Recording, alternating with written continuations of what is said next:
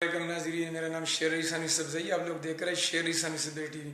مجھے امید ہے آپ سب ٹھیک ہوں گے، آباد ہوں گے، اور ہمیشہ میری یہی دعا ہوتی ہے کہ آپ لوگ ہمیشہ خوش اور آباد رہیں۔ ناظرین، اللہ تعالیٰ نے جب ہمیں اس دنیا میں پیدا کیے ایک خاص مقصد کے لیے پیدا کیے۔ اللہ تعالیٰ نے انسان کو اشرف المخلوقات بنائے ہیں۔ جتنے بھی مخلوقات ہیں، اس میں ان تمام مخلوقات میں 3 مخلوقات افضل مخلوقات ہیں: فرشتے، جنات اور انسان۔ پھر ان 3 مخلوقات میں سے اللہ تعالیٰ نے انسان کو فوقیت اور برتری دی ہے۔ تو ناظرین، اللہ نے ہمیں حضرت آدم علیہ السلام اور بی بی حوا کے ذریعے ہمیں پیدا فرمائے، اور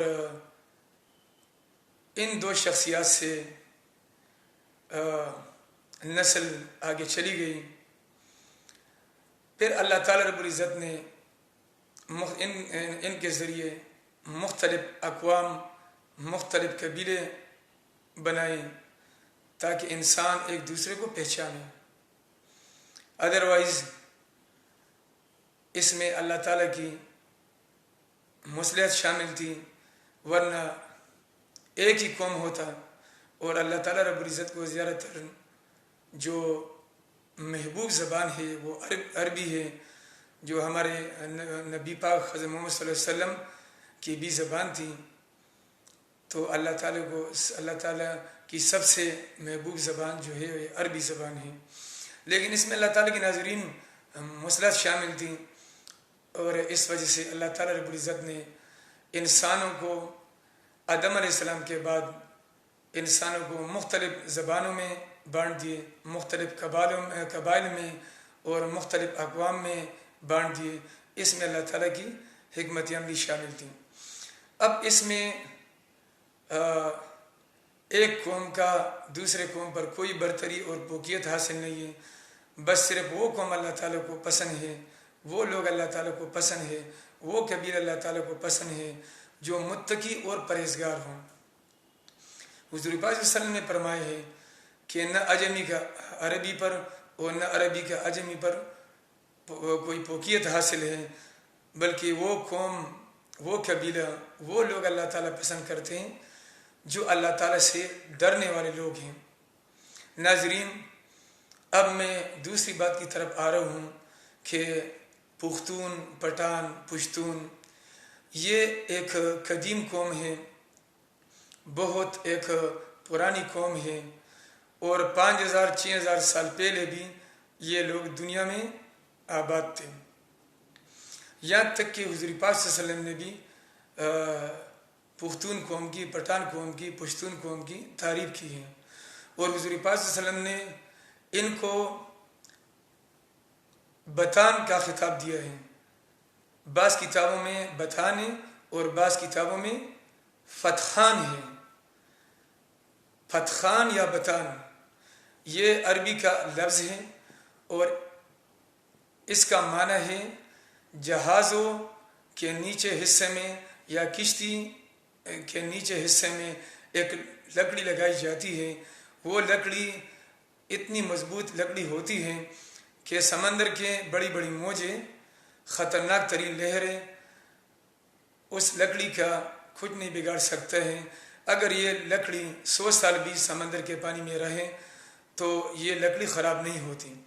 تو اس طرح حضور پاک صلی اللہ علیہ وسلم نے پٹھانوں کی تشبیہ اس لکڑی کے ساتھ دی ہے کہ پٹھان بھی اسلام کی وہ اس مضبوط لکڑی کی مانند ہے، یعنی یہ اسلام کی جو ہے یہ ایک ریڑھ کی ہڈی کی حیثیت رکھتا ہے۔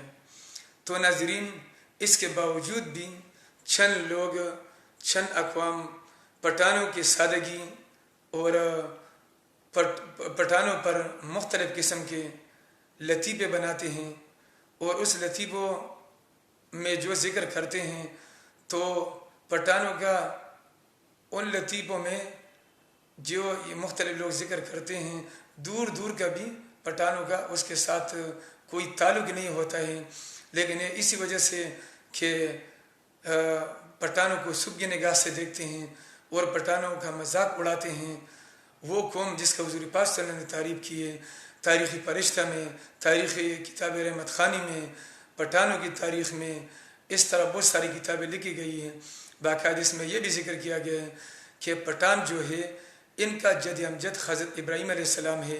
حضرت ابراہیم علیہ السلام کا ایک بیٹا اسحاق علیہ السلام تھا، ان کا ایک بیٹا یعقوب علیہ السلام تھا، یعنی اسحاق علیہ السلام کا ایک بیٹا یعقوب علیہ السلام تھا، اور یعقوب علیہ السلام کا ایک بیٹا بنیامین علیہ السلام تھا۔ تو یہ پٹھان انہی کی نسل میں سے ہیں، ان کو بنی اسرائیل کہا جاتے ہیں، یعنی یہ یعقوب علیہ السلام کی اولاد کو بنی اسرائیل کہا جاتے ہیں۔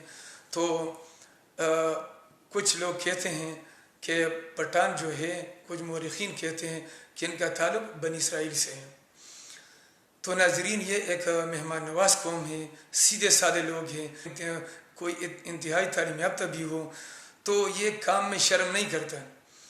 پیشے کے لحاظ سے میں بات کر رہا ہوں، اگر اس کو کوئی اعلیٰ نوکری نہیں ملتی تو یہ سیمنٹ کی مزدوری بھی کرتے ہیں، یہ کھیتی باڑی بھی کرتے ہیں، یہ گینتری بھی چلاتا ہے، یہ ڈرائیوری بھی کرتا ہے، یہ ہوٹل میں بھی کام کرتے ہیں، یہ سب کچھ کرتے ہیں، یہ اس میں شرم محسوس نہیں کرتا، کیونکہ یہ لوگ سوچتے ہیں کہ اللہ تعالیٰ نے ہم اس دنیا میں چند سالوں کے لیے بھیجے ہیں، اور ہمارا جو دنیا ہے یہ ہماری مقصد نہیں ہے، ہماری مقصد جو ہے یہ آخرت کی زندگی ہے۔